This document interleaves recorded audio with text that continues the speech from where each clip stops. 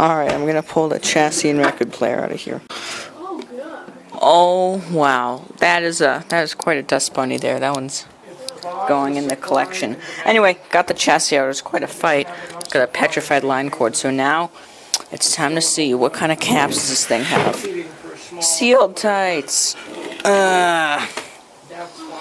Oh boy, this is actually a really complicated chassis.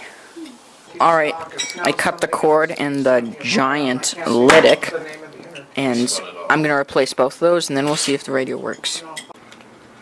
Alright, so here's my problem. This electrolytic can demands 450 volt units, which is interesting because these are 300, 250, and 350 volt units, and those will just explode if I put them in here. So, I was getting worried for a little while, that like, wait, none of my other radios require 450 volt units, and I looked in the parts list, it actually needs those. None of my other radios need those, so I'm going to take it out of the K part, which I did for the recapathon, because those need like 150 volt units, and that was a tight fit, so it'll be beneficial for both sets. So let's do that. There's a hole in the capacitor. Oh boy, that cap got dented. Well, that's sad. So these are 500 volt units, which is way overkill for this radio. So I'm just going to pull these out, and this radio just takes 250 microfarad caps, but AES, I guess, didn't have them. They're just 150 volt units. So let's see. We have a 350. And we'll just do these. Two of these guys, they're all both 47 microfarads. So we'll just replace those and get our mods out.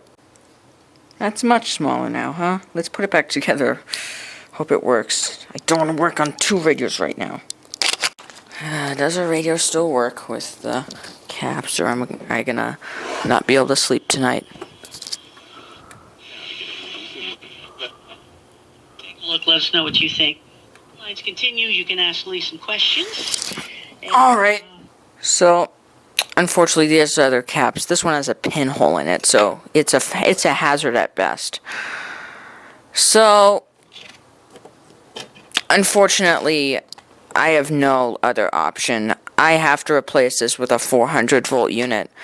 It's going to run a little hot, and it's going to shorten its lifespan rather than a 450, but I think it's still going to work. I have two semi-usable capacitors here. These are both 500 volt rated. Then for a third section, 50 at 25. It's some kind of audio output cap. I don't exactly remember what it's for. And it's 50 microfarads at 25 volts. So here we have a 47 at 25. Tiny little thing. So let's get our caps in and see if this thing works. Alright, we got our new caps soldered in. So now it's time to see if this works. I have my doubts because I don't know. It's been a long and tedious process to do this, but it should work. I've just replaced the lytics. Place your bets. I don't know, this thing's really complicated. That's why I have my doubts on it working. Then I'm going to have to trace back on the schematic.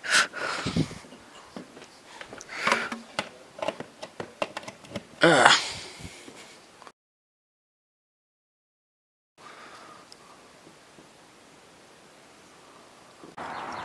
Alright, so you can see the cabinet has a few scratches on the top, so I'm going to do the restore finish, and we'll see what it looks like after.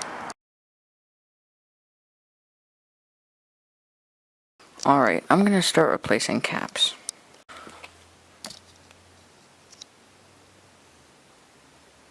Alright, all the caps have been replaced. So now let's see if the radio still works. I mean, I only replaced, like, jeez. Just fell against the wall. Nothing too big. Let's see if anything has changed since the last time I tried it. Because if it did, it's bad. That's bad.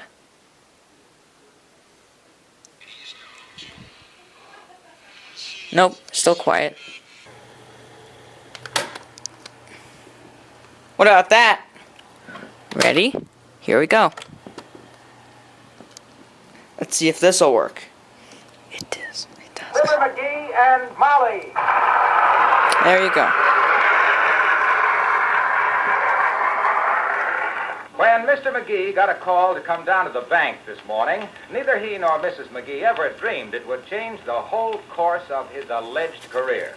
And as a matter of fact, it probably won't.